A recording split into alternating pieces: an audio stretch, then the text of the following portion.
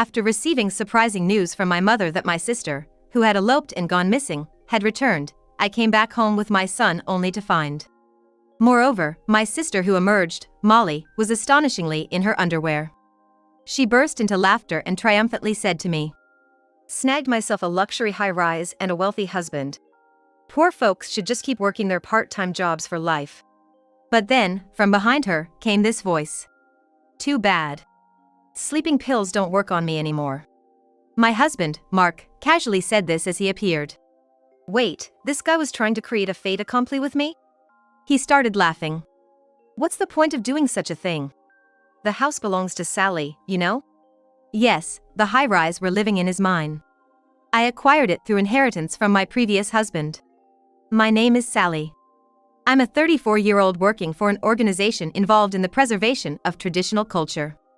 My husband, Mark, is also researching traditional culture in graduate school. He's a former junior of mine, 3 years younger. He's currently continuing his research while enrolled in a doctoral program, aiming to complete his dissertation and earn his PhD. Because of this, he has flexible time, so he can do things like picking up and dropping off our son, Yosef, at school and his activities, in my stead since I'm busy working and running around during the day. And that's not all. Honestly, Mark is much better at household chores than I am. He may not cook elaborate dishes, but his cooking is efficient. He cleans with minimal effort, keeping everything but his study space tidy. And he handles laundry, and everything related to it, more delicately and carefully than I do. "Let me take care of your life. Can I ask you to handle the household chores?" I believe those were the words I proposed to him with. Honestly, I fell for him exactly for these qualities. "I'm just too busy to handle anything." "I won't let you want for anything, so just continue with your research," I said. Even his parents were surprised. They even asked if I intended to treat their son as a dependent, which now feels like a fond memory. But in the end, after discussing each other's feelings, how to align our lives, and about our child, we got married, and he became a house husband. Although it's a somewhat unusual arrangement, we've been getting along and having a good time. However, one day, something unexpected happened. It was on a Tuesday afternoon. That day, instead of Mark, who was preoccupied with his thesis, I, unusually, was about to leave work to pick up Yosef when suddenly my phone rang. "Hello? Mom, what's up?" It was my mother calling. Our hometown is far from the downtown area we currently live in, about a 5 to 6 hour drive. Since getting married, whether we visit during the holidays is a question. So, we usually keep in touch through messaging apps. But she seldom calls directly. Both my parents, considering how busy I am, usually schedule a time to call. "It's serious, Sally." "What's so urgent all of a sudden?" "Molly has come back." "Molly?" Molly is my sister, 2 years younger than me. However, we haven't seen each other for over a decade. She ran away from home at the age of 18. Apparently, her husband's company went bankrupt. Bankrupt? That's right. She ran up a huge debt, and her husband disappeared into the night. So, she proceeded with divorce without permission. Wow, I couldn't help but let out a sigh. And now? She had the nerve to show up at our door, even though I told her she couldn't come in, and she left her daughter with us. What? She left her there? Yes. And she's so small, I asked how old she was, and Mom, I was truly shocked. So, what shocked you? Well, I thought she was still in kindergarten when she brought her over. But she's a year younger than Yosef. What? A year younger than Yosef? Despite looking young enough to be in kindergarten. Hey, Mom, is she really that small? She's tiny and skinny as a rail. Her skin is dry, and she's got chapped hands. For now, I gave her some snacks and got her into a shower, but she seems really uncomfortable. The voice of my mom, as she talked, sounded like she was trying to hold back tears, as if she might break off her words at any moment. But I had to ask this one thing. You didn't kick her out, did you, Mom? What are you talking about? Of course not. No matter how messed up Molly might be, this child is our granddaughter. Ah, her clothes are all tattered. That's a relief. So, Mom, where did Molly go after leaving the child? Yes, I had to know that. She went to your place, Sally. Why my place? Seems like before she came to us, she had been to an old acquaintance's place. And somehow she was told that Sally had married into money. I instinctively brought my hand to my forehead. Who knows who, but getting told half-truths like that. Did they end up giving her our address? No, but it seems she got your work-related social media account. Work-related, huh? Can't be helped. Because of my job, I have to aim for some level of promotional effect on social media. And now, Dad is rushing over to your house. Dad is? So, please, just hold out until he gets there. Wait, Mom, when exactly did Molly? Before I could get a reply, the call from my mom ended.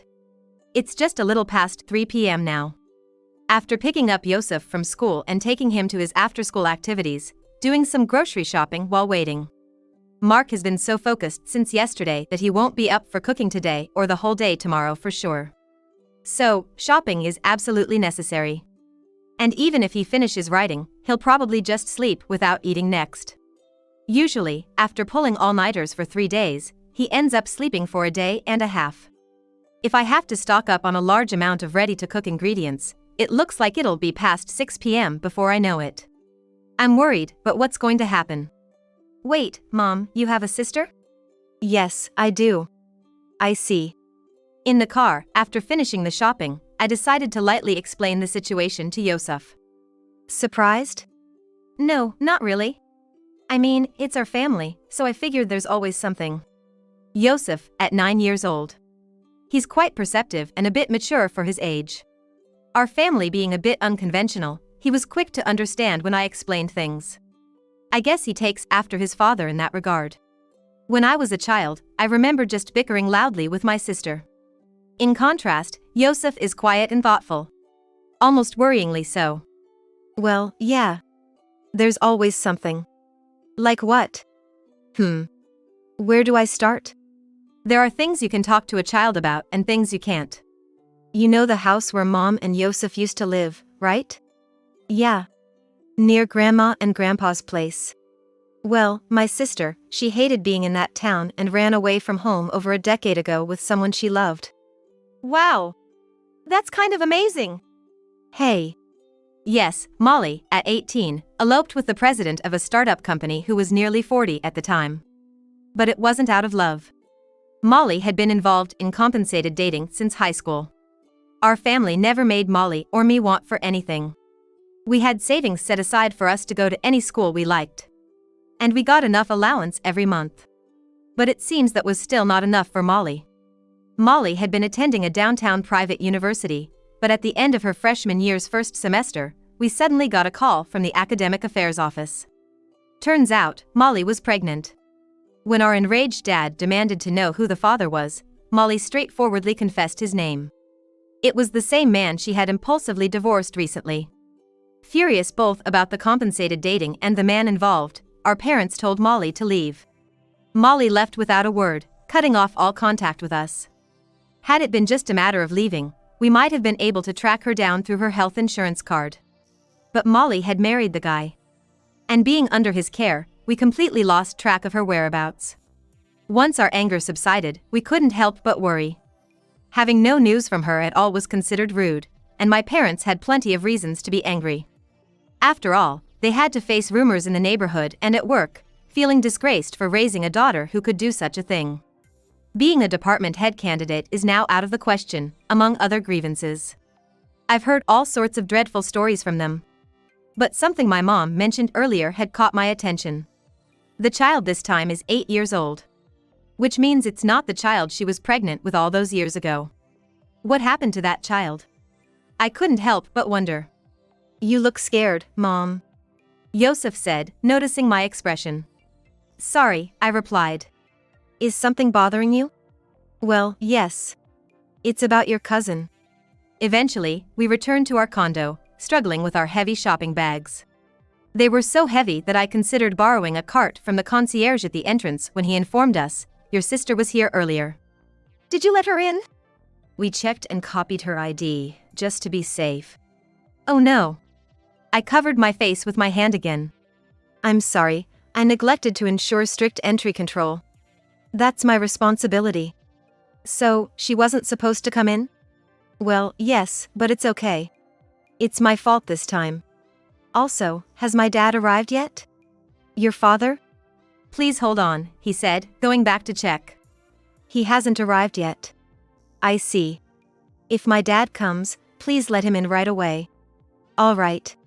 I showed the concierge a photo of my dad, making sure he knew to let him in without question. Then, with our groceries on the cart, we headed up to the top floor in the elevator. We're home. Upon opening the door. Oh, you're back early, said my sister, more flamboyant than I remembered, but appropriately aged. But that wasn't the issue. What's with that outfit? Molly had emerged in just her underwear. Yosef, who had been pushing the cart beside me, was wide-eyed and speechless. What about it?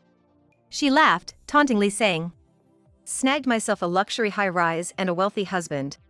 Let the poor keep working part-time forever. Yosef and I were dumbstruck. But then, from behind, another voice. Too bad. Sleeping pills don't work on me anymore. Mark came out, wearing just a shirt over his bare skin. Looking tousled as if he had just woken up. But the implication of the situation was clear to me. There was no way that could be true with this man. I was certain of it. You using that stuff made me lose my focus. Seriously. Wait, what? You knew about the sleeping pills? Felt a weird sleepiness, so I figured I was drugged. But that doesn't mean I can just fall asleep, you know? That's weird. Ignoring Molly's confusion, Mark turned to Yosef. Yosef, thanks for doing the shopping. Yeah, Dad, help me put stuff away. Yosef said, pushing the cart inside. Okay, Mark agreed, heading to the kitchen with Yosef and the cart. Grumbling in an exaggeratedly troubled tone. I heard from Sally about having a sister, so I figured something might happen. But to be drugged right off the bat? Well, my sleep schedule all over the place anyway, and I'm too full of thoughts to sleep unless I decide to. So, I can tell the difference between natural sleepiness and the other kind. Molly's expression became even more severe. Well, I had a feeling you were up to something, so I just played along and pretended to sleep. But really, what's your deal? Mark responded in an utterly calm manner, laying out his words methodically. Facing him, Molly, who should have been brimming with confidence, was left dumbfounded, unable to grasp what had happened. What's with this guy? It seems she picked the wrong target. What do you mean what? You're the one showing up in such attire. Did you strip him down, trying to create a done deal or something? I let out a deep sigh. Why has she always been so reckless? Yet, from the scenario, it's easy to piece together what occurred. Molly learned I lived in a high-rise in the metro area and came here. She gathered information around the neighborhood, claiming to be the sister of someone residing on the top floor of this high-rise. She found out about Mark, who is a stay-at-home husband but also does research that seems related to my job. She must have assumed Mark would be alone at home and chose a time when I was out. To Mark, after finally answering the incessant doorbell, a woman claiming to be my sister stood before him. Even though his mind was still mostly occupied with his dissertation.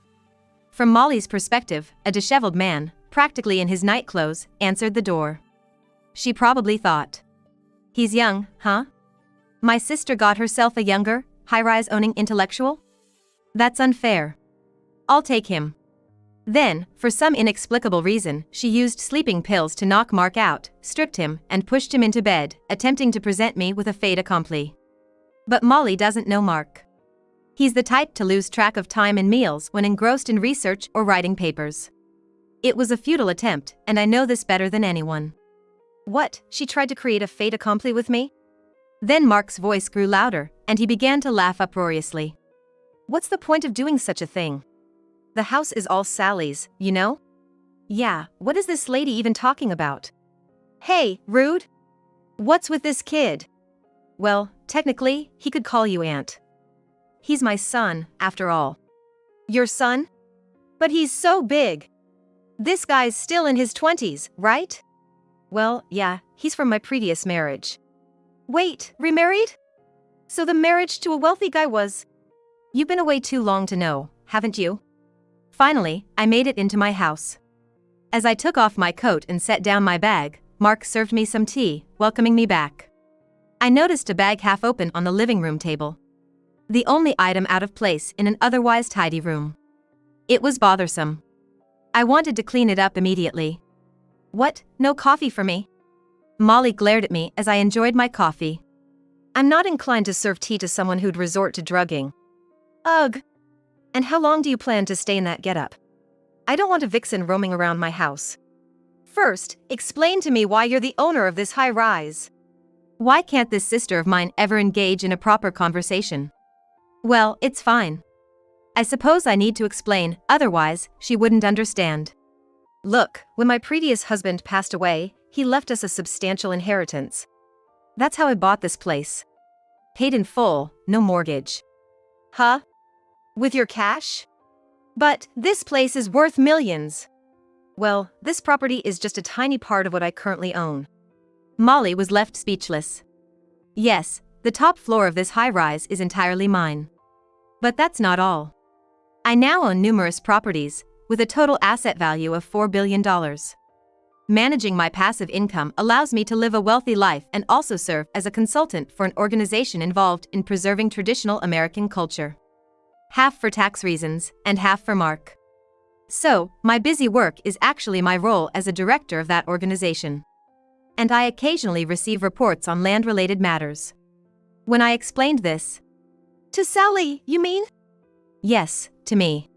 You probably don't know this, Molly, but I got married right after dropping out of college. And you have no idea why that happened. What do you mean? Because of the huge mess you made, Dad's company's reputation plummeted, and we had a tough time. What does it matter what an adult daughter does? At that time, you weren't of age yet. Having a daughter involved in compensated dating from high school, we were labeled as parents who couldn't educate their child. Mom also felt ashamed for a while. Then, by chance, I received a marriage proposal from the Smith family. Smith family? Yes, the so-called lords of our hometown, that family. What? Molly gasped in disbelief. Mark then suggested, let's step aside for a bit, and moved Yosef away. Understanding it was an adult conversation. So, you married into that family? Yes, but not to the person you're thinking of. I married the older brother, the next head of the family. Huh? The bedridden freeloader, the burden of the Smith family? Yes, him. Indeed, my former husband was described that way. Born frail, barely attended school, and always under medical care. He was considered the family's burden. But that was just an external perspective. His parents and younger brother, the heir, didn't think of him that way at all. They all loved him, a man without any desires. He happened to fall for me during one of my hospital visits. The Smith lords personally came to our house to ask for my hand in marriage. Because their son, who had never wanted anything before, wished for this one thing, and they bowed their heads to me, someone much younger. I got married at 22, partly to broaden my parents' shoulders a bit. My husband passed away while Yosef was still in my belly. And even this pregnancy was through artificial insemination. He didn't have the strength to conceive a child naturally. It was a wish of my in-laws. And I agreed for my gentle husband's sake. He could tenderly watch my belly grow but passed away, leaving just a name for our child, without ever seeing his face.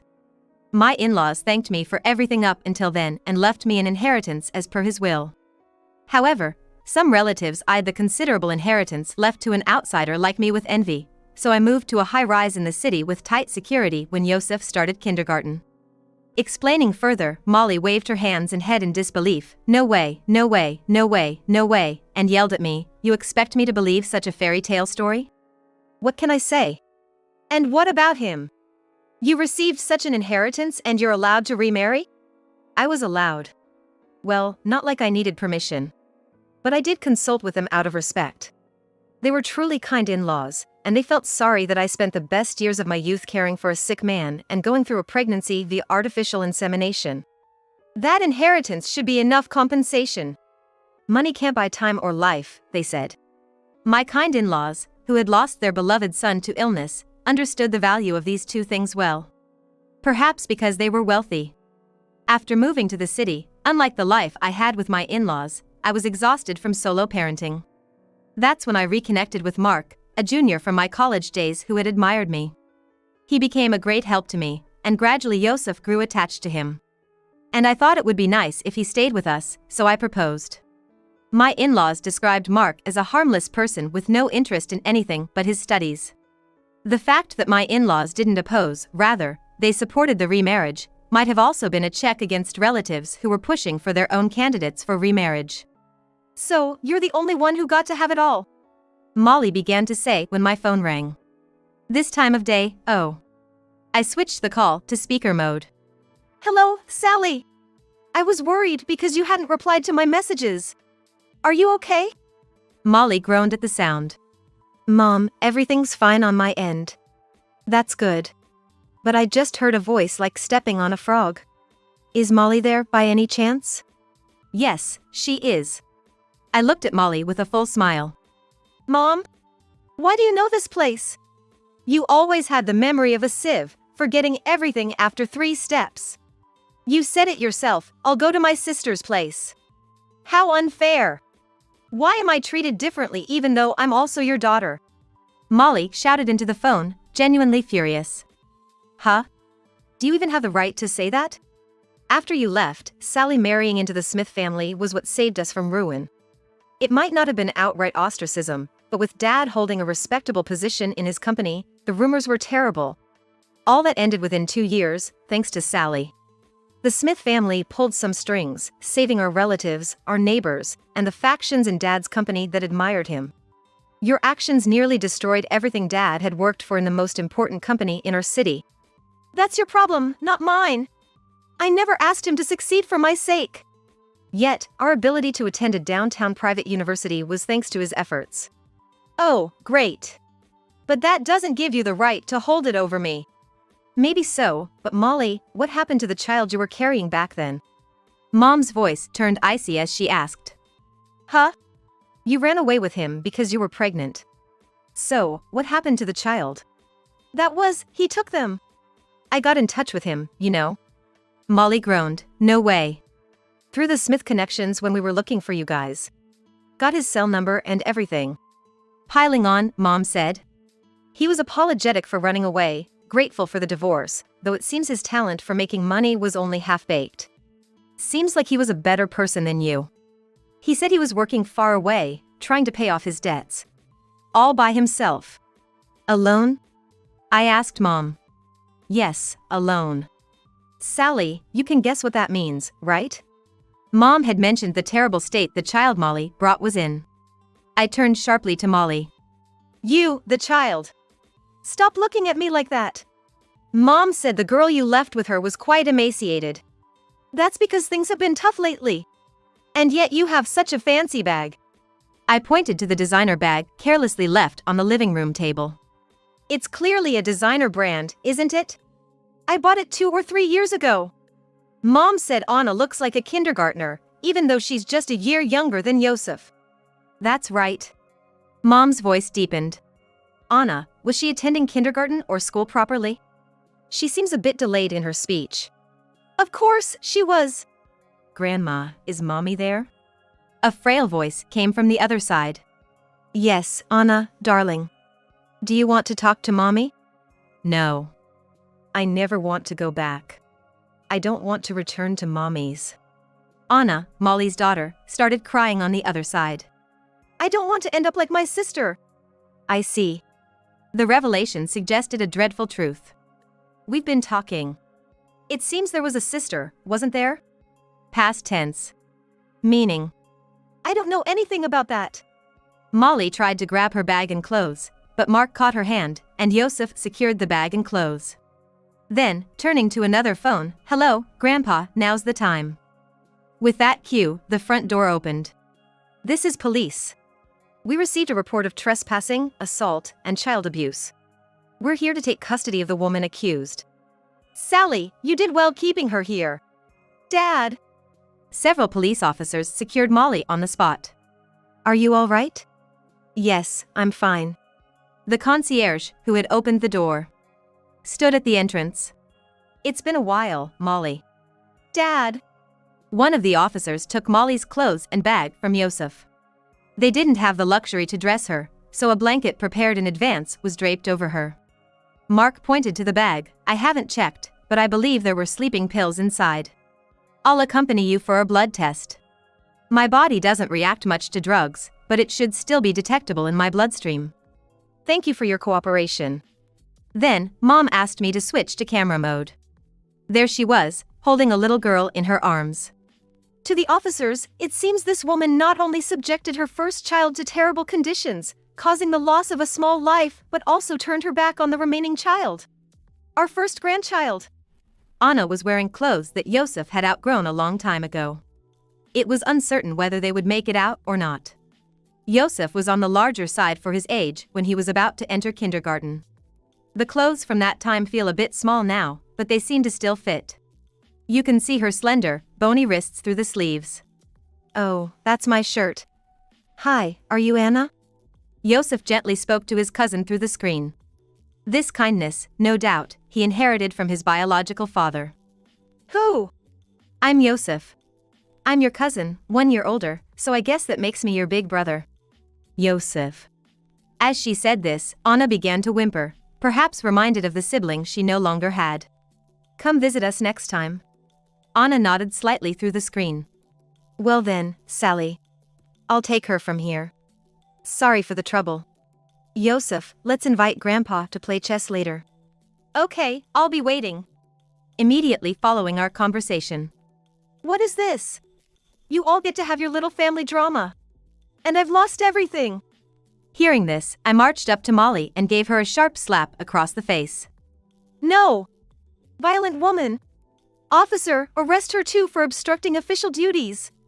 While holding down a struggling Molly, the officer gave me a wry smile and tried to calm me down. Let's not go there. I'm sorry. But I just had to tell my sister. What? Everything you've lost is because of your own actions. It's nobody's fault but yours. Nothing is coming back to you, and I'll make sure of it. That child will be mine. Never again will you have any involvement with us. Let's go then. Mark encouraged Dad. Yes. We'll see you later, Sally. I'll be waiting, Dad. Take care, everyone. After seeing them off, I just collapsed right there. Are you okay, Mom? I'm just so incredibly tired. Good thing we went shopping today, huh? Absolutely. What a day it's been. And to think, it's only been about 6 hours since Mom called. According to Dad and Mark, who returned, Molly will be detained by the police for a while. She's not getting bail. Absolutely not. Dad said with a strained voice as we ate dinner late. Now that the divorce is finalized and there's nobody on their side to take her in, let's have Molly quickly tried. Eventually, Molly did receive a prison sentence. By her own actions, she had inflicted great harm on her family back home, caused the death of one child, and was abandoned by the remaining one. Now, she faces a long, solitary life ahead. Later, my parents brought Anna over to our house together. Hey, you've gotten so pretty. Yosef remarked, making Anna blush. Where on earth did you learn to talk like that, huh? Dad, stop it, that tickles. Stop. Yosef laughed as he played with Mark. Watching this unrelated father and son, Anna looked on, bewildered, at us. Is it really okay? Auntie? She hesitated, saying to live here. I had been prepared to adopt her from that moment, thinking it was the most appropriate thing to do. Initially, I had thought maybe my parents could raise her, but they were concerned about the stigma of that girl's child back home.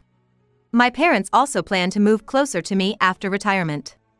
Until then, we agreed to travel together during the holidays. Anna seems a bit behind in her studies, so attending the same school as Yosef might be difficult. But surely, we can offer her a much better life than before. With the source of our turmoil gone, we can now focus on slowly building our happiness. We have plenty of time.